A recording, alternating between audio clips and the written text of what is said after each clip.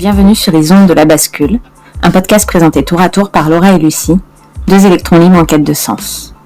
2 fois par mois, nous vous partageons les récits d'avant-gardistes dont la prise de conscience les a amenés un jour à se mettre en action pour participer à la construction de cette nouvelle ère. Fondateurs de start-up, d'associations ou intrapreneurs, leurs projets soutiennent le développement durable, des causes sociales, humanitaires, animales, des alternatives à la médecine traditionnelle ou encore l'éducation. Ils se livrent et nous racontent leur transition, ce point de bascule qui a changé leur vie. Que vous soyez à la recherche de plus de sens, que vous souhaitiez entreprendre pour participer à construire un monde meilleur ou simplement ajouter une dose d'inspiration à votre quotidien, vous êtes au bon endroit.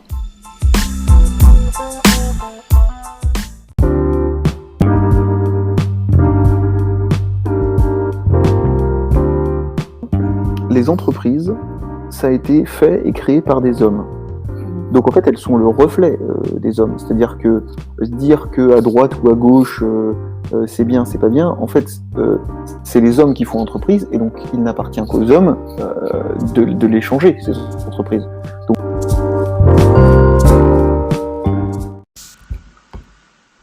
Bonjour à toutes et à tous. Lucie aux commandes pour ce nouvel épisode. L'invité du jour est Jean-Sébastien Tronchon, intrapreneur et cofondateur de 2 startups. Il nous parle de son engagement pour le développement durable et surtout de l'importance du développement personnel dans la transition écologique. J'ai connu Jean-Seb il y a un peu plus de 10 ans lorsque je travaillais chez Decathlon pour payer mes études. Alors que j'ai mis les voiles vers d'autres horizons, lui a intégré le siège de l'entreprise où il a propulsé 2 projets d'envergure. Le premier, Zéro produit jeté, est axé sur la durabilité des produits et la réduction des déchets en soutenant un mode de fonctionnement circulaire. Le second, Ça commence par nous, inspire et donne envie d'agir. Depuis juin 2018, c'est plus de 1000 collaborateurs de Decathlon qui ont été sensibilisés au sujet du développement durable et 83% qui sont repartis avec l'envie d'agir et de porter le projet à leur niveau. Depuis quelques mois, ils travaillent également sur un projet ambitieux, Sportify, une start-up permettant de mutualiser le matériel de sport des particuliers et professionnels pour le mettre à disposition d'autres usagers grâce à un système de location. Mais ce n'est pas tout.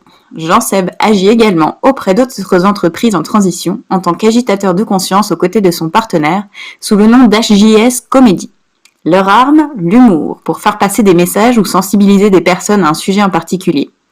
Il nous raconte comment est née cette envie d'agir, ce qui a créé le déclic dans son quotidien et de l'influence de son parcours sur son entourage. Bonne écoute. Bonjour Jean-Seb. Salut Lucie. Comment tu vas ? Bah écoute, très bien. Parfaitement même. Merci d'avoir accepté cette interview. Avec grand plaisir. Alors, Jean-Seb, tu es à la tête de plusieurs beaux projets qui mêlent humain et développement durable.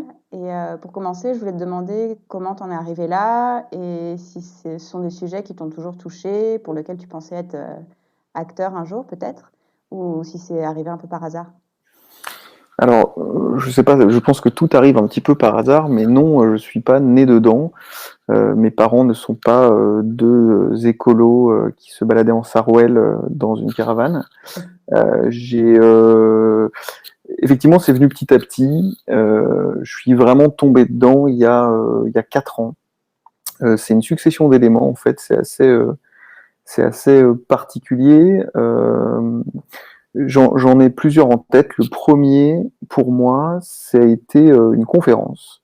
Une conférence, en l'occurrence de Cyril Dion, qui est venu m'interpeller. Je pense que la forme et le fond m'ont interpellé parce que c'était peut-être la première personne que j'ai entendue qui parlait de ce sujet-là, à la fois de manière décomplexée mais non culpabilisante, et avec beaucoup de sens. Et donc je pense que c'est rentré dans une oreille, et puis c'est pas sorti par l'autre, et du coup c'est resté. J'ai cogité sur ce truc-là en me disant ce gars a raison. En tout cas, ce qu'il dit, c'est tellement du bon sens que je pense que je vais m'y intéresser. Et puis le deuxième. Alors, donc, je te coupe rapidement. Ouais, pour ceux qui ne connaissent pas Cyril Dion, qui c'est ? Alors, Cyril Dion, c'est un militant.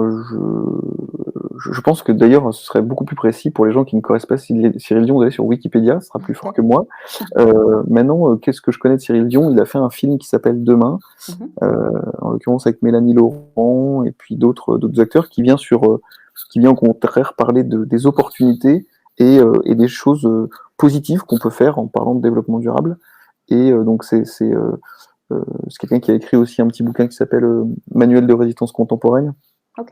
qui en fait à chaque fois vient donner des solutions plutôt que oulala ça brûle, oulala on a fait de la merde pendant 40 ans, oulala on est mort. Et du coup je trouve ça assez positif. Donc ta conférence parlait un petit peu de ces sujets-là. Exactement, voilà, il venait expliquer, donc faire un constat effectivement assez amer de la situation de l'humanité. Mais ceci étant dit, l'idée c'était de dire comment on fait maintenant et qu'est-ce qu'il est possible de faire pour inverser la tendance. Et moi ça j'aime parce que justement on reste pas trop longtemps sur les problèmes, mais on va plutôt chercher les solutions. Okay. Mais bon, à ce moment-là, c'était encore moi je travaillais pour Decathlon dans la conception de vélos, et à ce moment-là j'avais commencé à toucher du doigt le sujet, puisque chez Decathlon on répare très bien les vélos, et donc quand on parle de réparation, on commence à toucher un petit peu du doigt ce qu'est le développement durable, mais c'était pas devenu un truc central dans ma vie, au sens de tiens je me lève le matin, j'ai l'impression d'avoir un sens dans ce que je fais.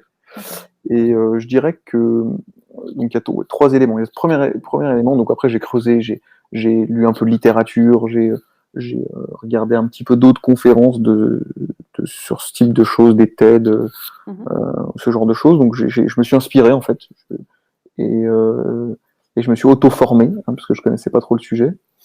Et le deuxième point qui est venu cette même année-là, bouleverser pas mal, c'est que j'ai suivi quelques formations de développement personnel. Okay. Et donc que ce soit des formations de communication non violente, que ce soit des séminaires autour de l'authenticité, de la conscience, etc. Et en fait, à ce moment-là, je pense que c'était je sais pas si tu vois ces espèces de cols là qui ont deux tubes chacun de leur côté, et en fait elles sont parfaitement inoffensives l'un côté de l'autre, et quand elles se rassemblent ça te fait une espèce de colle ultra solide. Okay. Donc tu vois certainement pas ce dont je veux parler. Non. Je pense que les auditeurs voient très bien. Okay. L'école époxy pour être technique. Bref, Okay. En gros, tu as un agent, puis tu as un réactif, et puis il faut qu'il soit mélangé pour que ça lie bien. Et pour moi, c'est exactement l'image que je fais du développement durable et du développement personnel. C'est-à-dire que tu parlais de développement durable et d'humain, c'est profondément lié pour moi. Et du coup, le fait de travailler le développement personnel, le fait de chercher pourquoi je me lève le matin, comment je me trouve en équilibre entre moi, ce que je suis, les autres, le système, comment j'avance, et en fait, le développement durable, qui est finalement sémantiquement répond à cette question, comment se développer durablement, en fait, le développement personnel, pour moi, c'est un peu le développement durable qu'on s'applique à soi. Donc en fait, c'est hyper, hyper, hyper lié. Et du coup, tout ça mélangé, c'est devenu une espèce d'évidence. Donc c'est-à-dire que c'est même pas, tiens, je me lève le matin, je bosse sur un projet de développement durable. En fait, de manière assez naturelle, ce que j'entreprends aujourd'hui, je me rends compte que j'y mets quasi systématiquement et sans plus trop réfléchir de la durabilité. Et donc c'est pas de l'écologie, puisque l'écologie, la protection de l'environnement, c'est qu'un des piliers du développement durable. Mais c'est plutôt chercher un équilibre au sens de l'humain, de l'environnement effectivement, et de la création de valeur, en l'occurrence économique, puisque c'est ce qui fait aujourd'hui tourner le monde, qu'on arrive à trouver des solutions vraiment durables. Et du coup, pour moi, voilà, c'est devenu une espèce d'évidence. Et puis le troisième et dernier point de bascule, c'est pour moi mes enfants. Ah ouais. Finalement. Tu as eu une prise de conscience quand ils sont arrivés? Ouais, parce que j'ai bouffé le nom de ce bouquin. C'est Éric Dupond-Moretti, le fameux avocat là, qui a écrit un bouquin assez incroyable, où il est assez trash, cash sur l'humain. Si je résume un petit peu ses propos, ce qu'il le fait encore une fois mieux que moi, lisez ce livre. Il dit qu'en fait, l'humain est encore assez peu évolué au final. Très encore branché sur le cerveau reptilien, et que finalement, tout ou presque tout ce qu'entreprend les hommes avec un grand H, les hommes et les femmes, c'est quand même plus sympa, eh bien en fait n'a pour but un épanouissement uniquement personnel, et à très court terme. C'est-à-dire qu'en gros, les hommes et les femmes sur Terre, les humains, veulent tout de suite pour eux. Ce qui, en gros, pour comprendre clairement, c'est faut s'imaginer dans une situation de danger imminent, et ben on pense à la survie, donc pour soi tout de suite, et c'est maintenant tout de suite. Et ben en fait, effectivement, ce qu'il raconte, c'est que l'humanité étant drivée par ça, bon, tiens, je vais prendre mon vélo ou je prends ma caisse, en projection, ben en fait, comme on voit pas ce qui se passe tout de suite, c'est-à-dire que si je prends ma caisse ou si je prends mon vélo, et ben en fait, à la fin de la journée, rien n'aura matériellement changé pour moi tout de suite. Et ben en fait, c'est très difficile pour les humains de prendre une décision comme ça. Mais du coup, Et je c'est trouve, hyper culpabilisant quand tu lis ça ou quand tu entends ça, ce que tu te dis, ouais. il peut y Alors, avoir... Ouais. excuse-moi, ouais, tu disais. Non, parce que je me dis, il peut y avoir plusieurs réactions entre, bon, bah, de toute façon, on est comme ça, on est né comme ça, on changera pas, ou alors toi, tu penses que, on a moyen de travailler là-dessus.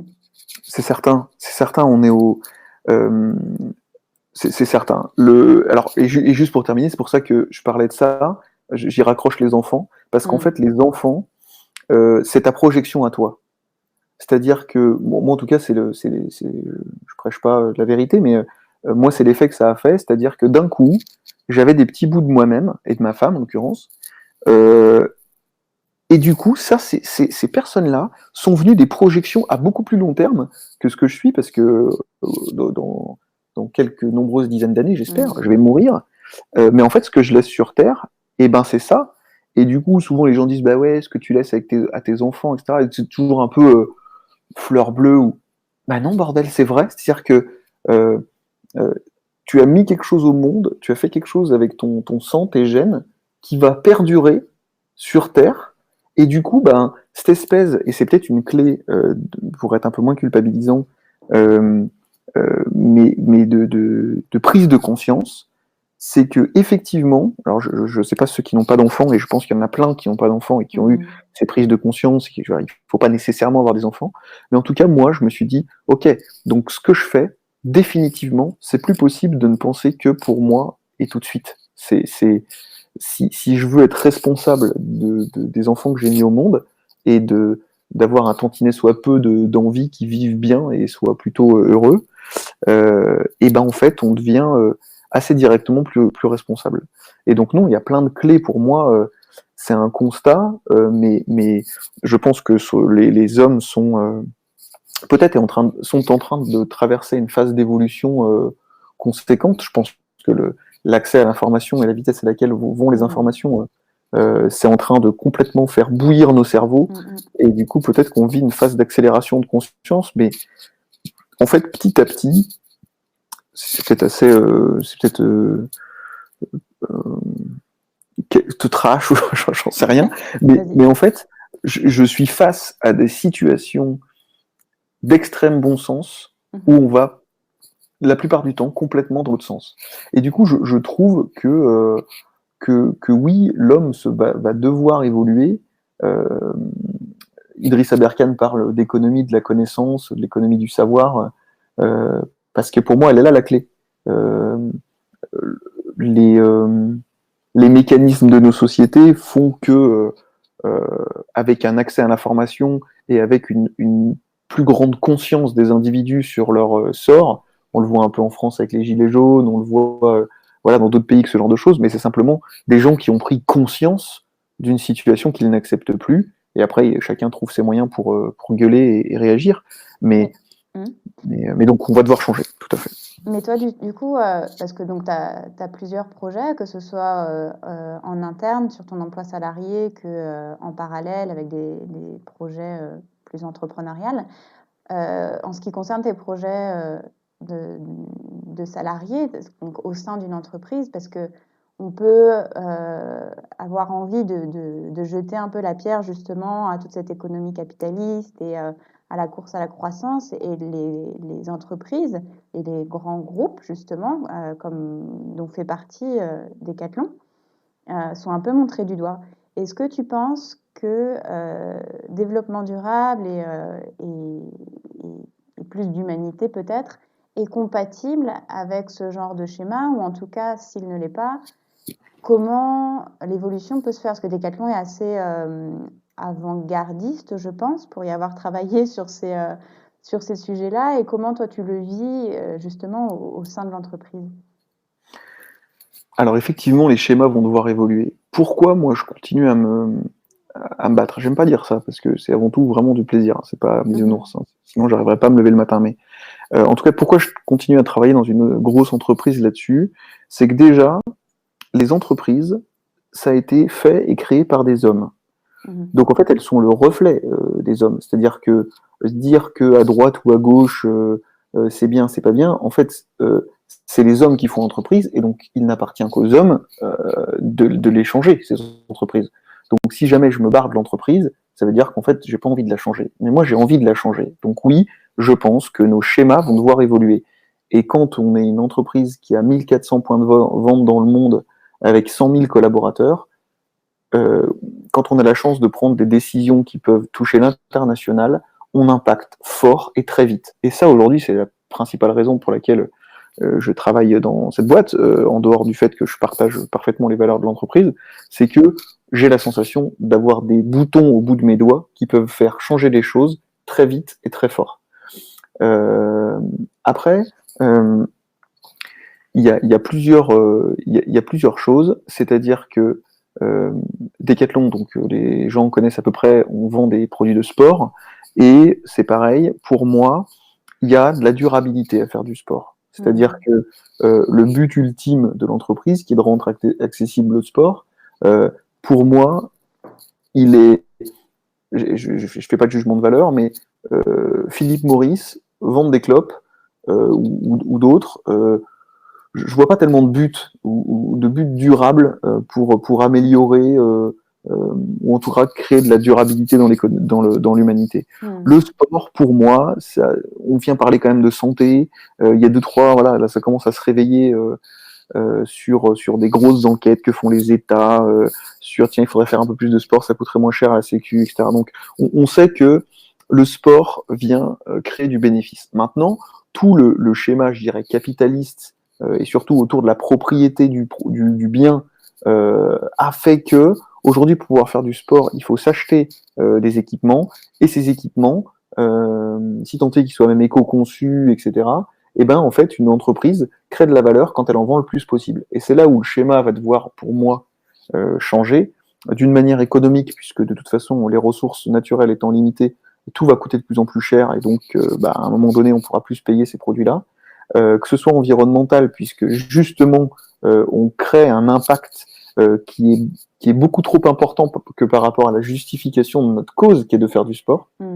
Et donc tout ça va devoir se réécrire. Mais, euh, mais pour moi, la solution, puisque je me sens assez peu responsable des 40 dernières années et de ce qu'ont pu faire mes parents ou mes grands-parents, je me dis qu'aujourd'hui, la situation, elle est dramatique sur plein de faits. Mais par contre, on ne pourra tendre vers une solution durable que si on le fait en douceur. C'est-à-dire que c'est un peu paradoxal, c'est-à-dire qu'il faut, pour moi, aller vite. Je pourrais parler d'un de mes projets en externe, mais il est vraiment orienté là-dessus. Il faut aller vite dans la prise de conscience. Par contre, il faut laisser l'opportunité aux hommes et aux femmes d'intégrer cette prise de conscience pour qu'ils en soient, eux, leur propre moteur, puisque le système Fordiste, Tayloriste de voilà ce qu'il faut faire, go, go, go, on y va, il aura ses limites, même si on s'allie tous à essayer de renverser le climat. On le voit avec tous les sujets, comme on est encore pas trop, on est un peu sapiens, on se dit tiens, on va faire des véhicules électriques, ah c'est super, et puis ah bah dis donc ça pollue plus à Paris, et puis bah quand on va foutre le nez dans les mines de lithium en Afrique, on se dit ouais les gars, qu'est-ce qu'on a fait? Donc en fait, et je dis pas que c'est bien ou que c'est mal, c'est juste qu'on essaye et finalement, c'est pas en se mettant tous dans un sens, en disant bah si, il faut aller tous là-bas parce que c'est bon et puis parce que c'est la règle, qu'on sauvera quoi que ce soit, quoi. Donc pour moi, on n'a pas le choix, il faut une transition douce sur sur ces sujets. Est-ce que justement, toi, tu penses que les actions que tu mènes au quotidien dans ce sens-là, que ce soit aussi bien en entreprise, donc auprès de tes collègues, par exemple, ou aussi bien autour, enfin, avec les personnes que tu côtoies dans ton entourage ou avec les autres projets que tu mènes en parallèle. Est-ce que tu penses, ou est-ce que peut-être que tu vois que tes actions ont une répercussion positive sur ces personnes-là, si peut-être ça les inspire à eux-mêmes monter des projets ou les soutenir, ou peut-être créer un certain déclic peut-être chez eux?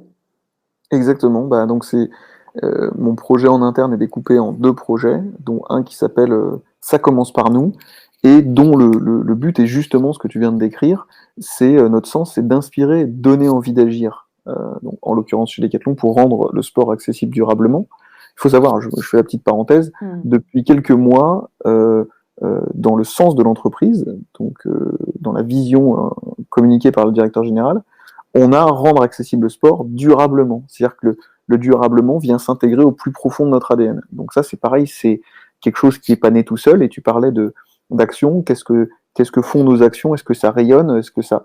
Eh ben oui, la preuve en est, avec tout un tas de collaborateurs dont je fais partie chez Decathlon, eh bien on a mené un nombre d'actions diverses et variées qui font qu'aujourd'hui, on peut se targuer d'être dans une entreprise, en tout cas qui veut être durable. Et donc ça, c'est un exemple. Mais oui, au quotidien, c'est 50% de mon taf aujourd'hui.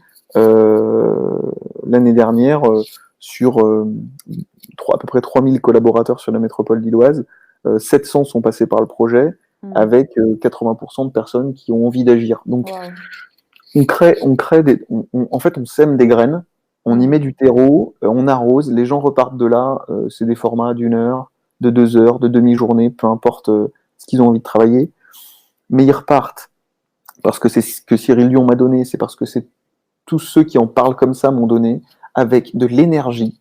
Et je pense que sur le sujet du développement durable, on en manque cruellement, parce que une fois qu'on a regardé les 25 photos de décharge au Mali, c'est assez déprimant, ouais. On a compris, quoi. Et du coup, mais attends, dis-moi comment je peux enlever les bouteilles en PET dans mon entreprise, quoi. C'est plus, voilà, là, on peut agir et au moins on se sent utile à notre petit niveau.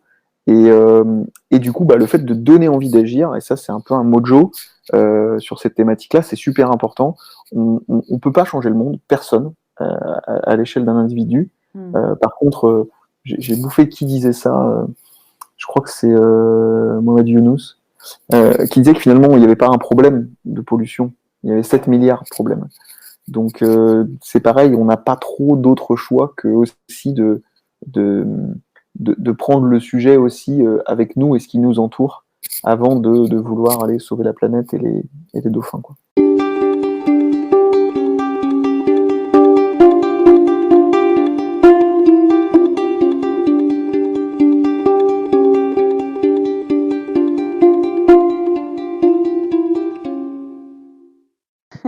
Et au niveau de ton entourage, de ta famille, de tes amis, est-ce que,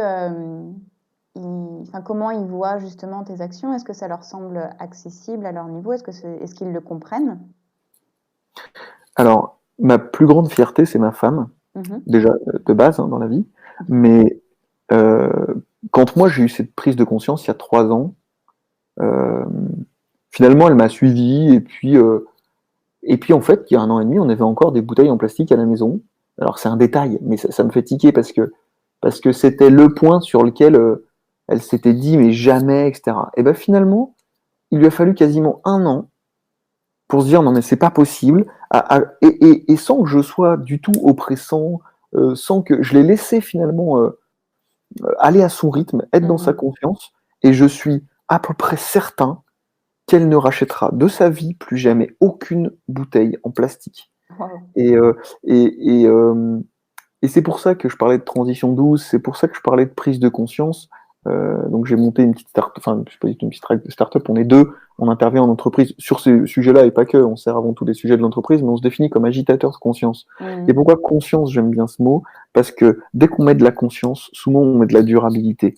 Le pire des régimes, ou les pires, parce qu'il y en a plein des régimes de merde, c'est les Ducans, ce genre de trucs-là. En gros, boum, là en 1 semaine, on perd 15 kilos, etc. Mais mais il y a 8 fois sur 10, on en reprend 30 derrière. Et parce qu'en fait, derrière, c'est pas de la transition douce, c'est pas du rééquilibrage alimentaire, c'est il faut perdre du poids vite, maintenant, tout de suite. Et les effets, souvent, sont absolument pas durables. Donc après, si c'est ce qu'on recherche pour tourner un film d'anorexique, bon bah très bien, ça doit aider les acteurs. Mais par contre, on sait que c'est pas durable. Et ben là, c'est pareil. Si jamais j'avais fait chier ma femme toutes les semaines en lui disant mais tes bouteilles, j'en peux plus, etc. Et ben il y aurait eu d'ailleurs en plus de grandes chances, donc soit qu'elle l'arrête par dépit, mais c'est le pire, soit qu'elle rentre complètement en réaction et qu'elle se dise mais limite, même inconsciemment pour le faire chier, je n'arrêterai pas ces bouteilles. Et, et donc l'effet, moi, c'est ça. Et puis maintenant, ma femme aujourd'hui, elle est pire que moi. En tout cas, elle, peut-être même plusieurs fois par semaine, je la surprends à me dire ouais, ça c'est pas très durable ça. Et sans que vraiment je n'ai eu aucun dialogue moralisateur. Voilà, je l'ai entre guillemets en mode inspiration. Je lui ai donné à manger, je lui ai partagé quelques vidéos, je lui ai filé quelques bouquins en mode tu les lis pas, tu te débrouilles. Moi ça m'a inspiré, voilà.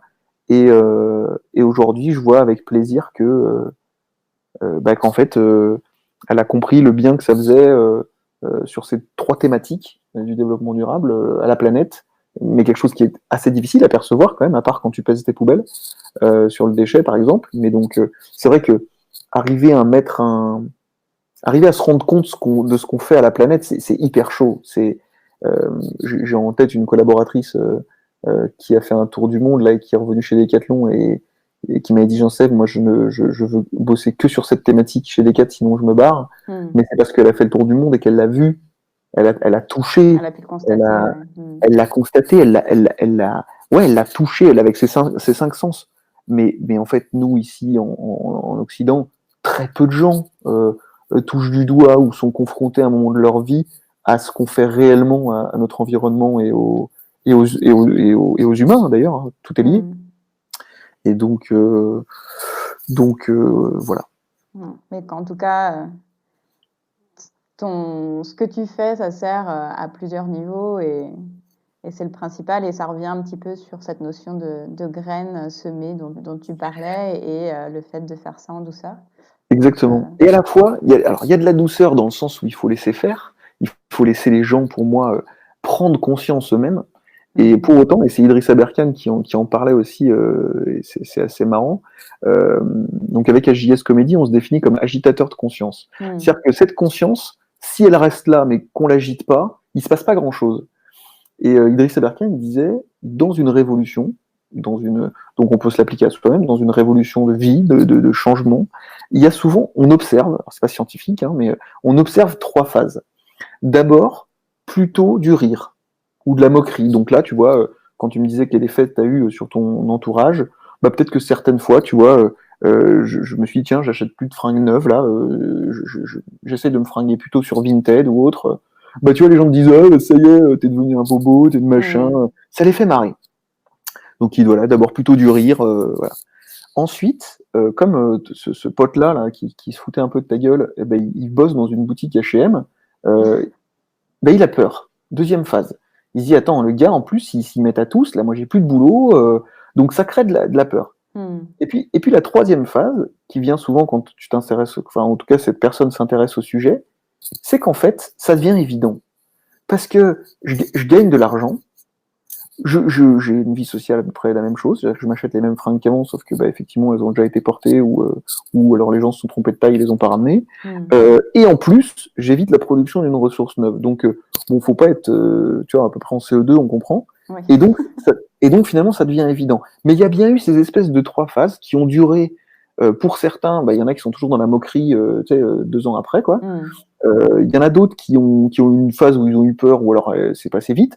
Et puis d'autres qui sont dans l'évidence en disant bah en fait ouais j'en sais. Et ça on l'a tous dans nos vies.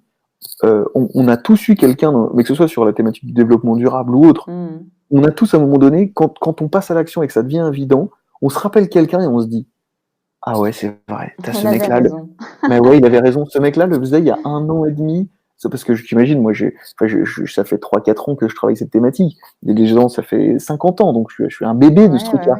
Et ben, en fait, ouais, donc cette espèce de degré de conscience, moi, c'est ça que je vais aller pousser. Mais par contre, il faut absolument respecter le temps avec lequel les gens prennent conscience, parce qu'on ne maîtrise absolument pas, quoi. Il ne faut pas oublier d'où on vient, parce qu'on est souvent passé par ces mêmes Exactement. Ah ben, étapes. complètement. Et pour reboucler avec le nom du podcast, ces points de bascule, ils sont tellement personnels que les modèles, par exemple, que le modèle scolaire, par exemple, est totalement inadapté. Tu vois, on peut pas dire, tiens, on va faire un cours d'environnement et de pleine conscience. Donc voilà, on fout tous les élèves dans une classe et on leur dit que, bah en fait non, je pense que c'est pas du tout possible sur cette thématique d'y mettre des modèles qu'on a connus d'industrialisation un peu du savoir ou de l'information, quoi. Ouais, ça se fera. Il y a encore beaucoup de choses à faire, mais je pense que s'il y a plusieurs personnes qui justement vont se mettre sur différentes thématiques, comme toi sur l'humain, le développement durable, d'autres personnes qui vont s'intéresser justement peut-être à cette thématique de la scolarité. Je pense que si chacun met un peu sa pierre à l'édifice, on peut encore rattraper le coup et justement offrir un futur un peu plus sympa à nos enfants. Complètement. Et puis, et il faut le faire avec beaucoup de. Je parlais de transition douce, je l'ai lu dans un bouquin, c'est pas de moi. Mais ouais, parce qu'en fait, il faut y mettre de la douceur, il faut y mettre du plaisir. Je veux dire, les endorphines, c'est le moteur du plaisir. On en dégage quand on fait du sport, quand on rigole, quand on s'amuse, quand on est en contact avec les gens. Si on enlève ça, on n'a plus de moteur. Donc, il faut le faire et il faut le faire avec plaisir. Je pense. Ah ouais. Je sais pas, je suis pas psychologue, hein, mais je pense que les gens qui luttent avec douleur sur des sujets, quels qu'ils soient, toute leur vie, je pense qu'à un moment donné, ils en retirent une certaine forme de plaisir, parce qu'en fait, sinon, tu peux pas faire ça dans le temps. Donc, bon voilà, on fait un peu de psychologie de comptoir, mais oui, bien sûr, gardons espoir, parce qu'on n'a pas le choix. Merci. L'interview touche à sa fin. Merci à toi. Je voulais te poser une question un peu originale, sans préparation. Ouais. Ici à la bascule, on est assez sensible en fait à la musique et aux émotions qu'elle peut transmettre, et on souhaite créer en fait une playlist qui sera en rapport à chaque invité. Si tu devais choisir une chanson pour résumer un peu ton parcours, une chanson qui t'aurait inspiré ou accompagné peut-être dans les étapes de ton évolution, ce serait laquelle? Moi, j'aime trop la musique, donc c'est extrêmement dur. C'est extrêmement dur.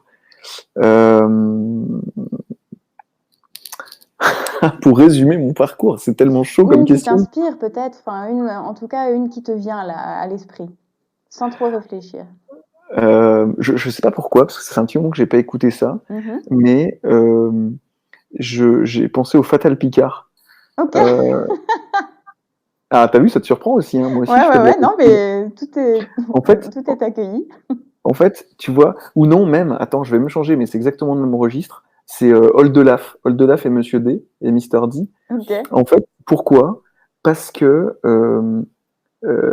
finalement, avec humour, avec talent, parce que c'est des musiciens hors pair, et c'est des auteurs incroyables, et ben avec humour, ils te font passer des messages dont tu te souviens en riant. Donc, t'es heureux, et à la fois, tu finis cette chanson. Et tu vois, on parlait de la scolarité, il y en a une magnifique des Fatal Picard qui est... Merde, attends, non, laisse-moi une seconde pour retrouver. La sécurité de l'emploi. Okay. Et donc, c'est une critique un peu narcissique des gens qui critiquent un peu les profs. Et ben, donc tu t'es marré, il y a du rythme. T'as eu ce que vous voulez provoquer, donc t'as ressenti des choses avec cette chanson. T'arrêtes la chanson et tu te dis, ouais, ils ont un peu raison quand même. Et voilà. Finalement, résume assez bien tout ce que tu as pu dire jusque-là. Ouais, moi j'adore faire ça. Non, c'est une réponse qui a du sens. Et pour terminer, si tu devais donner un conseil aux personnes qui nous écoutent et qui peut-être se sentent un peu justement démunies pendant cette période un peu de transition qu'on est en train de vivre, Mm. mais qui souhaiteraient agir à leur niveau pour justement apporter leur pierre à l'édifice de cette nouvelle ère qui est en train de se mettre en place, qu'est-ce que tu leur dirais? Alors, je leur dirais 2 choses. La première, c'est allez, 3 choses parce qu'on est des fous. La première, c'est faites-vous confiance. Euh, on est tellement soumis à des pressions de look, de statut social, qu'on est sans cesse en quête d'un truc qu'on n'aura jamais et du coup qui nous crame une énorme partie de notre confiance en nous. Donc, faites-vous confiance et dans faites-vous confiance, finalement, c'est que 2 choses, puisque dans faites-vous confiance, qui serait un gros chapeau, il y a 2 grands pour moi sujets, qui est apprenez à vous découvrir. Parce qu'on se rend compte qu'avec le développement personnel, qui n'est encore une fois pas un truc de bobo ou de machin, c'est simplement essayer de partir à la rencontre de soi-même, parce qu'en fait, on se rend compte qu'on est bien différent de ce que nos parents nous ont appris, de ce que la société nous a montré, et finalement, on se rend compte qu'on a laissé de côté plein de talents, qu'on nous a dit quand t'étais petit, mais non, le coloriage, c'est nul, t'auras jamais de métier, et qu'en fait, on a un talent de fou. Donc, partir à la découverte de soi, c'est une richesse, mais incroyable, et qui en plus permet de focuser son attention sur ses vrais talents, ses vraies sources de créativité et oui, de talent. Et donc, quand on sait dans quoi on est bon, on performe dans la vie, quoi. Et donc, partir à la découverte de soi, premier sujet, c'est pour moi indispensable. Et le deuxième truc qui va avec tout ça, laissez-vous tranquille. C'est le titre d'un bouquin qui s'appelle d'ailleurs, il s'appelle pas Laissez-vous tranquille, qui est encore plus direct, qui s'appelle Foutez-vous la paix. Que je conseille aussi, qui est intéressant, parce qu'en fait, la clé, elle est là. C'est-à-dire que une fois qu'on s'est un petit peu découvert, eh ben, il faut se foutre la paix. C'est-à-dire que on n'est pas parfait, on n'y arrivera jamais du premier coup,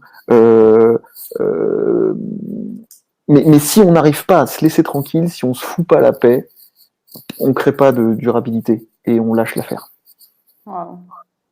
Écoute, je pense que ça résume parfaitement bien tout ce que tu as pu dire jusque-là et je trouve que c'est un beau message parce que la situation peut être parfois tellement, justement, on peut se sentir tellement démuni qu'on peut avoir une tendance aussi à se culpabiliser et en fait, le but, c'est pas ça, c'est juste de dire allez, on se remonte les manches, mais avec un peu de joie et avec ce qu'on est, quoi. C'est complètement ça, et puis accepter que finalement l'humanité évolue et que moi je vois en recrutement des gens qui ont 21 ans qui sont 2 fois plus mûrs ou 3 fois plus mûrs au sens de la maturité que je n'étais à leur âge. Et en fait je lutte pas contre ça, donc ça veut dire que dans 5 ans ils seront plus mûrs que moi aujourd'hui, mais 10 fois.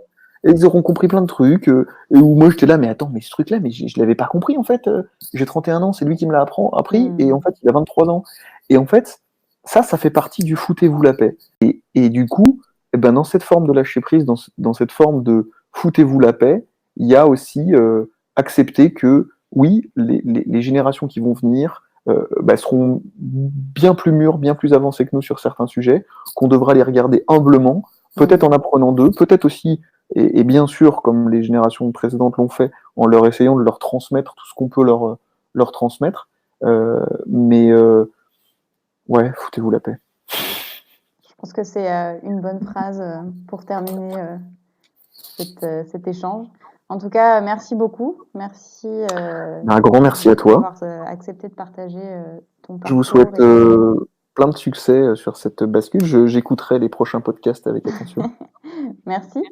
Et puis, peut-être à bientôt et tout le meilleur pour tes projets et pour ce avenir. Eh ben, merci beaucoup, Lucie. À toi aussi. Salut. Salut.